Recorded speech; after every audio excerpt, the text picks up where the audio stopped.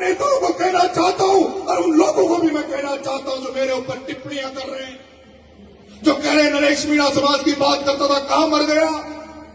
नरेश मीणा तो यही खड़ा है।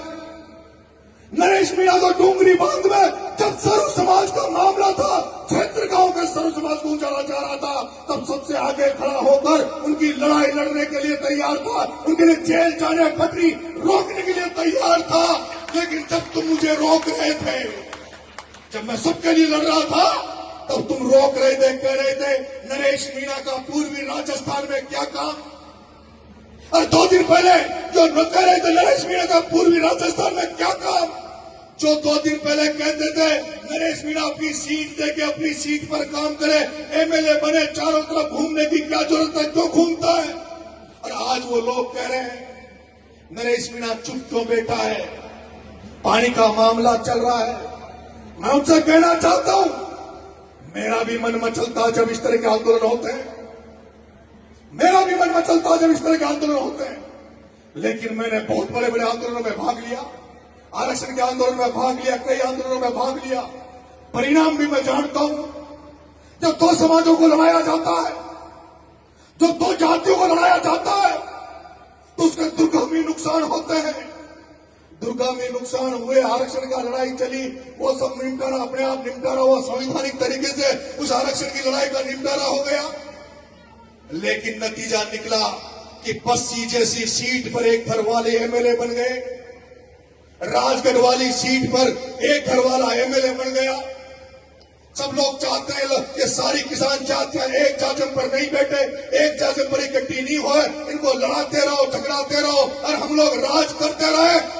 उन सत्ताधारियों के खिलाफ तो नरेश मीणा नंगे पैर घूम रहा है। और मैं उनसे कहना चाहता हूं, जो मुझे पानी के मामले में बुलाना चाहते हैं, अरे नरेश मीणा हो जाएगा, लेकिन जो युवा तुम्हारे साथ आंदोलन में काम कर रहे हैं, उन युवाओं को सरपंच तो बना दो।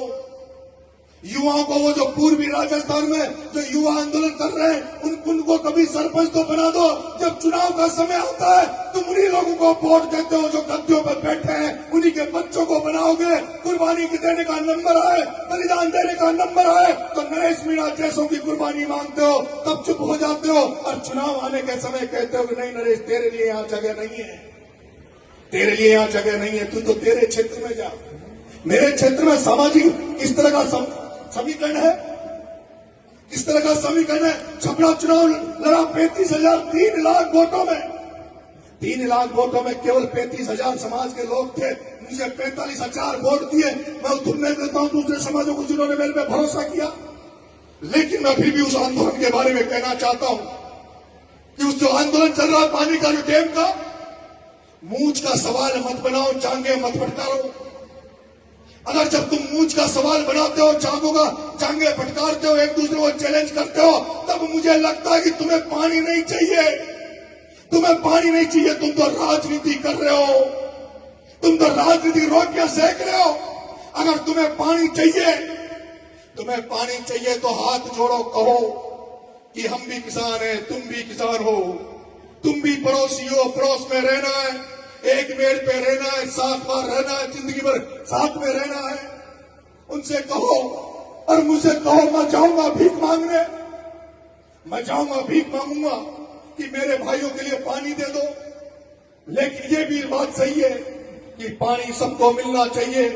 मेरे एरिया चाहे वो देवली उनियारा का पड़ता हो या छपरा का पड़ता हो, 2 डैम बन रहे हैं। यहाँ बीसलपुर में डैम बना, छपरा में भी डैम, अकाउंट का डैम बन रहा है। बीसलपुर का पानी अजमेर जा रहा है, जयपुर जा रहा है, लेकिन देवली उनियारा के लोगों को पीने का पानी नहीं मिल रहा। तो क्या देवली उनियारा के लोगों का अधिकार नहीं है क्या छपरा का पानी नीचे जाएगा तो क्या छपरा के ऊपर के गांव को पानी नहीं चाहिए क्या?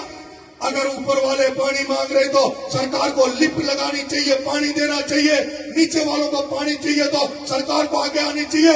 लेकिन जिस तरह से दोनों जातियों के नेता, भड़काऊ नेता, जहरीले नेता एक दूसरे को चैलेंज कर रहे हैं, उनसे मैं कहना चाहता हूं, पानी भजन लाल से मांगो। मुख्यमंत्री बीजेपी का मुख्यमंत्री बेटा है, उस भजन लाल से लड़ो। अगर तुम भजन लाल से लड़ोगे, बीजेपी की सरकार से लड़ोगे, तो मैं तुम्हारे साथ खड़ा हूं, मैं तुम्हारे साथ खड़ा हूं। लेकिन 2 समाजों में लड़ाई के बीच में द्वेषता फैलाने नहीं आऊंगा। नहीं आऊंगा, चाहे मुझे समाज बहिष्कृत कर दे, मुझे मंजूर है, लेकिन दो समाजों को लड़ते हुए नरेश मीणा नहीं देखना चाहता। अरे हम हरौती में, हमारे यहाँ कोटा बूंदी बाड़ा झालावाड़ में हम रहते हैं, रामनाथ जी भी पीड़ित रहे बरसों से, मैं भी राजनीति का पीड़ित हूं।